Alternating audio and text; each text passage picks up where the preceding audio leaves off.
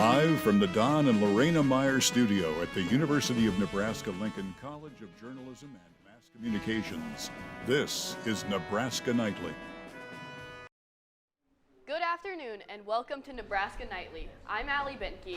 And I'm Hudson Carrico. The University of Nebraska system welcomes a new Vice Chancellor for Agriculture and Natural Resources. That's our top story tonight. The University of Nebraska system has a new Vice Chancellor, Agriculture and Natural Resources. Dr. Tiffany Hang-Moss is being tapped for the role. Interim Chancellor Catherine Ankerson made the announcement this morning.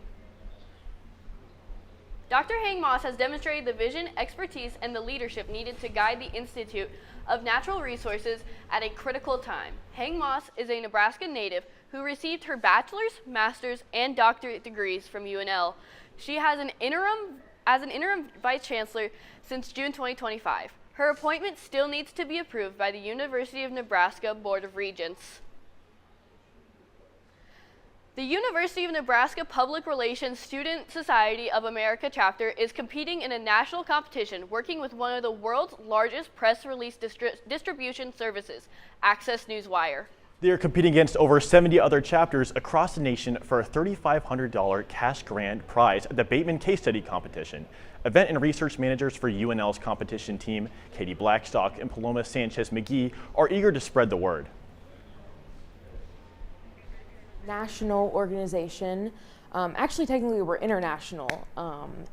And we are a student organization that helps PR professionals, but then also trains future PR professionals. While Blackstock admires the PRSSA's efforts to provide PR students with real-world experience, Sanchez-McGee explained the importance of their new client, Access Newswire. Access Newswire is a press release writing and distribution software. It is an international software for journalists, educators, students, anyone really interested in the communications industry to write, distribute, and then monitor any articles or social media that they come across. The Bateman project runs in stages, and the campaign stage is coming to a close soon. Blackstock and Sanchez-McGee are working hard to promote and sell their client, but students and educators can also play a part in helping UNL's PRSSA chapter as the competition reaches its next steps. The next step is the book stage. So after our month-long, from February 2nd to March 2nd of the campaign, we will all take all the information we've kind of gathered and we'll put it into a book.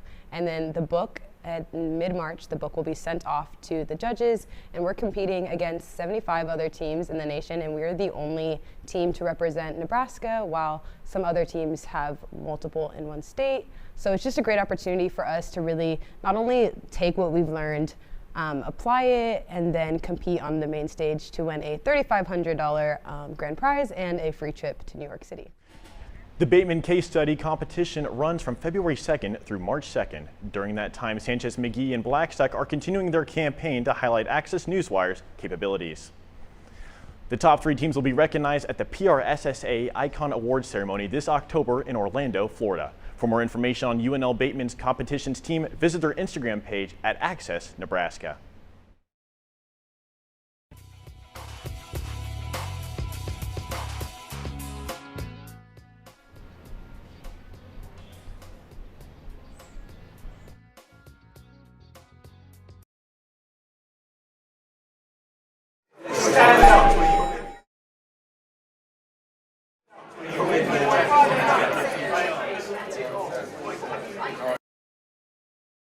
On average, every Big Ten student wastes 112 pounds of garbage each year, but there's a fix.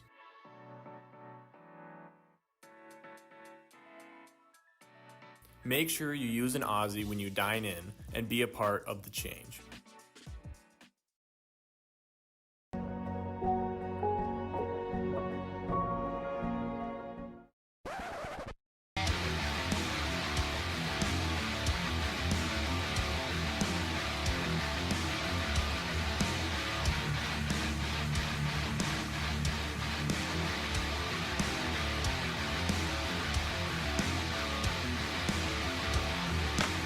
No!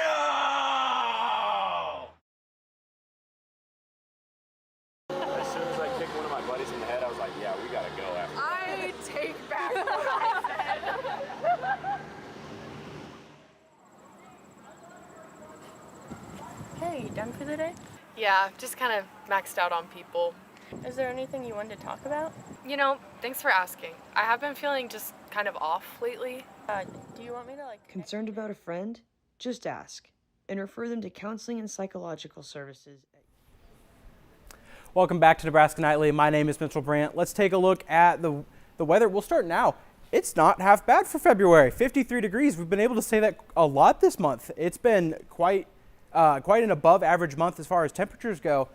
We sat at about the 50s is where we maxed out today. Mostly cloudy, but still plenty of sun was able to get through today. We take a look tonight. It's going to be almost zero wind. It'll be a pretty calm night. We're looking at 34 degrees, but we will again be cloudy, and that's the trend we're going to see for the next couple of days. To take a look tomorrow, again, high of 53 degrees. We're looking at about 10 miles an hour wind, so it's a little chilly as far as your wind of what you expect, but again, not too bad for this time of year. And we take a look at those statewide highs. A lot of this is all reflecting the same thing. You see Shattern, 53, McCook all the way at 69, Lincoln here, 55. You're seeing a lot of the same stuff across the state. It's warmer. It looks like we're entering spring. I'm not ready to give up on that we're going to spring yet, ready to give up on winter, but it feels like we're kind of getting there right now. We take a look at those rain chances coming through. It's pretty minimal this whole next week. We see a couple chances tomorrow, and we see a couple chances as we end the weekend and get towards the start of next week. So it's possible, not anything that I expect to see. As we take a look at our 7-day forecast, you see Friday looks awfully nice. 70 degrees. I don't know what to say. It just feels like we're getting to spring. Feels like baseball season. It just feels nice. It just feels really good. It's all I can really say. Well, Mitchell, the real question for you is, what's the weather like in Milan, Italy? I know the Olympics wrapped up on Sunday, but I actually believe it's nicer in Italy than it is here. Really? I think it's about 10 degrees warmer in Italy right now. Well, last week we actually had our own slice of Italy now, did we, over at Breslow Ice Hockey Center. Yes, and a lot of people have a firm belief that curling is the easiest Olympic sport. It may be the easiest Olympic sport, but that doesn't make it easy. Absolutely not. And not pictured in this next piece is me falling over on the ice, right? All right, well, have you ever wanted to be an Olympian? Well, last week I made the trek over to Breslow Hockey Center and tested my skills on the ice to see if I can make the cut. Olympics is an exhilarating time of the year. It's proudly carrying that flag. With top-notch athletes competing for the world's best title, the games often bring new athletes, stories, and sports into the public eye. For the 2026 Winter Olympics, however, the sport pushed into the spotlight was curling. But it raises the question, what is curling? I attended UNL Curling Club's Learn to Curl event at Breslow Hockey Center to figure out what this curling craze was all about. There, I met Curling Club coach advisor Nancy Myers, who says the sport is more than pushing heavy stones over pebbled ice. Curling is a lifelong sport. You get to keep all your teeth.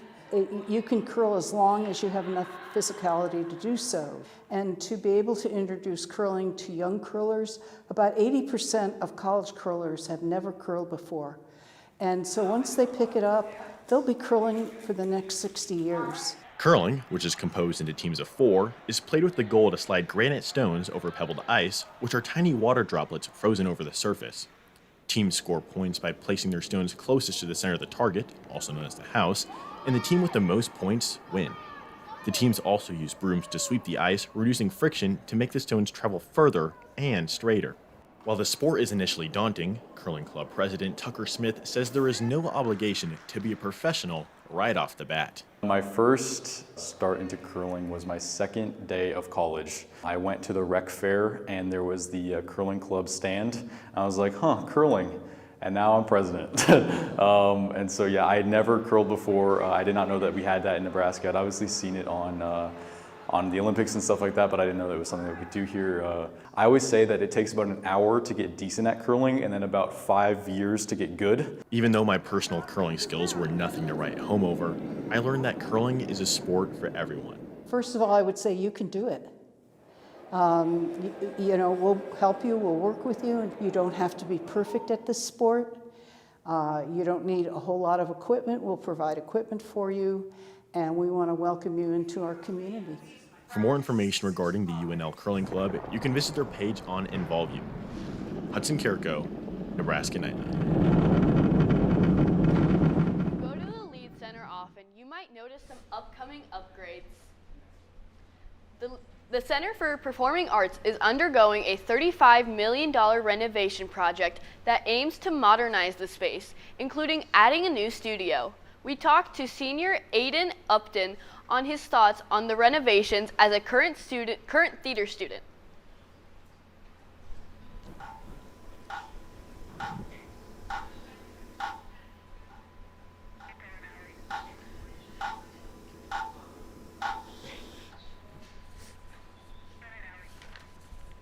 Once completed, these upgrades will not only enhance the building, but also expand opportunities for students, performers, and the audiences. The renovation is expected to be completed by fall 2027.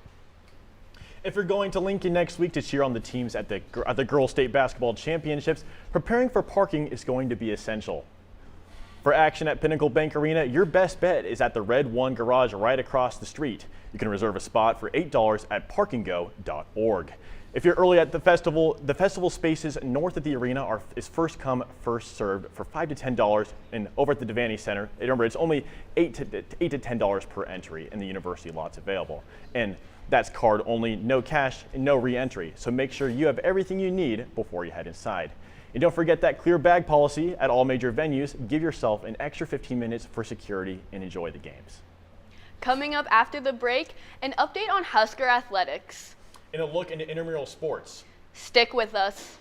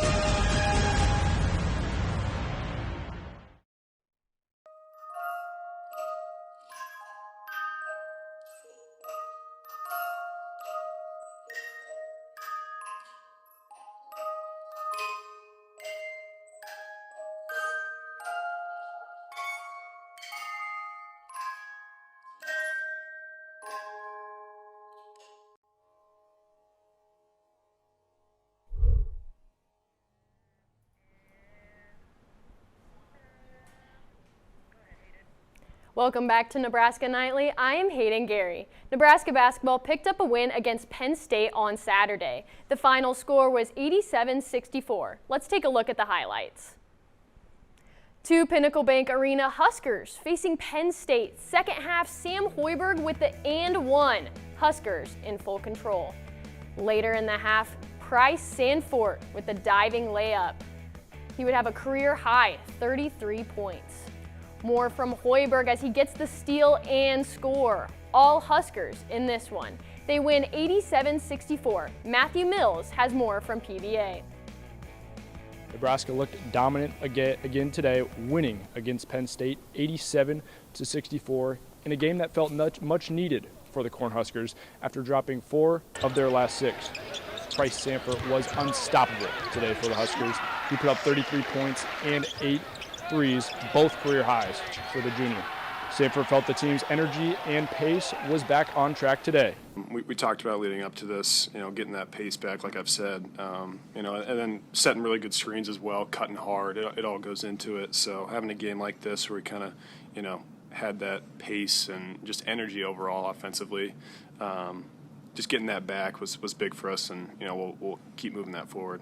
Braden Frager and Sam Hoiberg both were also contributors offensively. Frager put up 15 points, and Hoiberg had 11 himself. Defensively, Nebraska forced 15 turnovers and held Penn State to just 42% shooting from the field. head coach Fred Hoiberg said he was happy with the team's effort on the defensive end. I thought we had really good activity on that end of the floor. I thought our double teams were sharp. I thought we rotated well out of them. Second half. Nebraska now moves to 23-4 on the season and is getting closer, just 4 games away from the Big Ten tournament. Next up, Nebraska plays Maryland on Wednesday. Reporting for Nebraska Nightly Sports, Matthew Mills.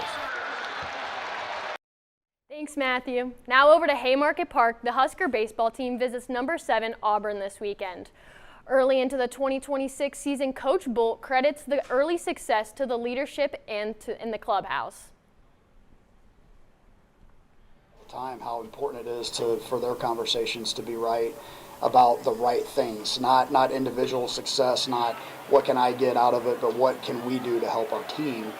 And that's why I've had a good feeling about this group going into the season, is because of those things. We know we got a good squad, a great team, great culture. So being able to go up against a lot of great teams early on has been really great. So I'm excited to go up against Auburn and see what we got to show for a team that's top 10. In national news, the United States men's hockey team arrived in Washington ahead of tonight's State of the Union address. The team was invited by President Trump after defeating Canada in overtime 2-1 on Sunday morning. Winning the gold medal in Milan, this is the first time the United States has won gold medal in men's hockey since the Miracle on Ice team in 1980. The women's gold medal hockey team will not be in attendance this evening due to scheduling conflict with the PWHL. In a statement, the team said, quote, "We are sincerely grateful for the invitation extended to our gold medal winning U.S. hockey women's team and deeply appreciate the recognition of their extraordinary achievement. Due to the timing and previously scheduled academic and professional commitments following the games, the athletes are unable to participate," end quote. That's all for sports. Back to you guys at the desk. There has been a batch of cold weather across the Midwest. And prioritizing an active lifestyle can become challenging for college students. Being involved in intramural sports is a great way for students to stay active and socialize in their community.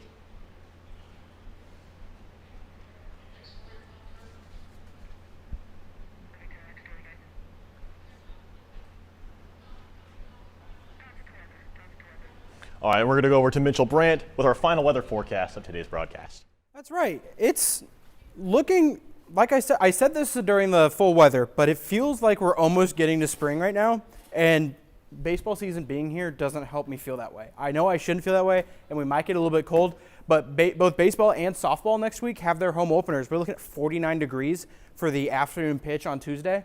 I tell you, it feels like we're there. It feels like baseball season already. Spring training's underway. It just feels like we're there. And Mitchell, let me tell you, I am just so excited for this nice weather next week. I mean, quite the contrast from Breslow Ice Hockey Center. Am I It right? was. Yes, for sure. And also, let's talk about softball. Yes. I mean, next Great week, their season openers next week as well, and they've been doing great on the road. Kick and tail. Taking down the top teams, top number 1 seed teams so far this season. Absolutely. All right. Thanks for tuning in to Nebraska Nightly. Be sure to follow us on social media at Nebraska Nightly. Our next live show is Friday. This Friday. Have a great night. Nebraska Nightly is a production of the University of Nebraska-Lincoln's College of Journalism and Mass Communications.